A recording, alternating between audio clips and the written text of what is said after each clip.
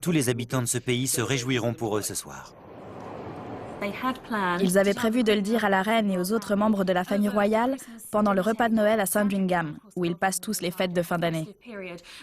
Mais comme Kate a rapidement commencé à souffrir de fortes nausées matinales, ils ont dû officialiser la nouvelle. Sinon, il y aurait eu trop de spéculations et de risques de fuite à l'hôpital, et ça, ils voulaient l'éviter. Pour ceux qui observent la duchesse de près, il y a bien eu des indices. Toutes les femmes se sont demandé si Catherine n'était pas enceinte quand elle est apparue avec une nouvelle coupe de cheveux, une frange.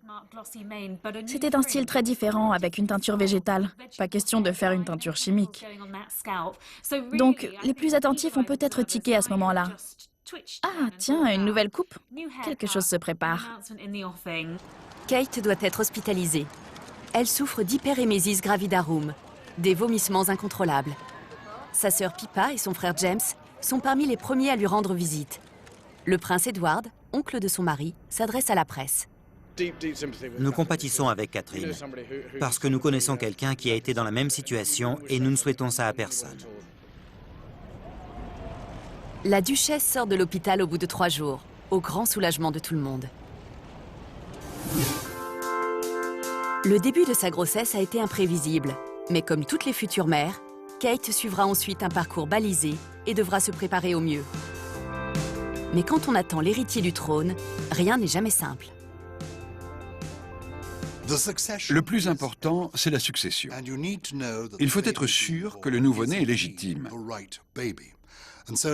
Autrefois, la tradition voulait qu'un membre du gouvernement soit présent pour assister à la naissance de l'héritier du trône. Il devait être dans la salle d'accouchement pour le regarder sortir sans le quitter des yeux. Incroyable, non? Heureusement pour la pudeur de Kate, les hommes politiques sont désormais bannis de la maternité. Ceci dit, le lieu de la naissance n'est jamais laissé au hasard. Comme le prince William et son frère Harry sont nés à l'hôpital St Mary Paddington, dans le centre de Londres, il y a peu de suspense. St Mary Paddington est un hôpital très performant. En cas de problème, il dispose de tous les équipements nécessaires. L'aile Lindo est la partie la plus discrète. C'est là que j'ai eu ma fille. Dans la même chambre, le même jour, avec le même médecin. Mais 7 ou 8 ans plus tard. C'est l'hôpital le moins glamour de la Terre. Il n'y avait même pas de salle de bain privative. La chambre de Diana donnait sur une petite ruelle miteuse près de la station de métro de Paddington, un quartier peu reluisant de Londres. Ici, vous avez les chambres de luxe. La chambre où la princesse Diana a accouché a été entièrement remise à neuf. Peut-être en prévision d'une autre naissance très médiatisée. Nous voulons que notre service entre de plein pied dans le XXIe siècle, avec des suites et du confort, le Wi-Fi et tout ce qu'on s'attend à trouver maintenant.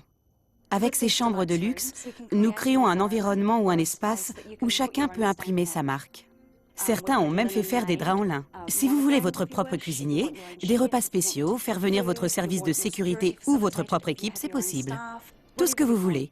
Kate est une femme moderne, qui va être aussi angoissée par sa première grossesse que n'importe quelle femme à sa place. Et on va assister à une naissance moderne. Accoucher dans l'aile Lindo de cet hôpital coûte plus de 15 000 €. Et l'équipe médicale garde le secret sur une éventuelle réservation de chambre pour l'été 2013. C'est un événement important pour eux et leur famille, et ils veulent qu'on respecte leur vie privée. Ils n'ont pas envie que le monde entier sache tout, et nous mettons un point d'honneur à les protéger. Nous faisons tout pour satisfaire leurs désirs, quels qu'ils soient. Nous travaillons avec eux pour leur donner entière satisfaction. Surnommée Cathy la patiente par la presse britannique, Catherine Middleton a attendu 10 ans avant que William demande sa main. Et tout de suite, elle a été soumise à une forte pression. À quand le premier bébé? Pour elle, ce n'est pas juste une histoire d'amour romantique. Elle a aussi une mission à remplir. Et ça y est, elle l'a remplie. Le plus important pour la monarchie, c'est de se perpétuer. Il faut engendrer un héritier. D'ailleurs, aucune mère d'un héritier à la couronne n'a mis autant de temps à être enceinte. La reine Elisabeth a été enceinte en moins d'1 an. Diana voulait beaucoup d'enfants. Elle s'est mariée en juillet et 100 jours plus tard, sa grossesse a été annoncée. L'année 2012 a été une année faste en Grande-Bretagne. Londres a accueilli les Jeux Olympiques, la reine a célébré ses 60 ans de règne et William et Kate ont rempli un nombre croissant d'obligations royales. Je pense que 2012 a été une année exceptionnellement chargée pour eux, pendant laquelle ils ont pris leur marque dans leur nouveau rôle. L'idée d'être enceinte pendant un voyage officiel royal doit être terrifiante. La charge de travail a été si lourde qu'ils n'ont pas pu prendre le temps d'en profiter ou de penser à faire un enfant. Pour une jeune fille de la famille royale, faire un enfant est encore plus compliqué que pour une future mère normale. Elle est soumise au poids d'une loi ancestrale qui a eu des conséquences tragiques par le passé.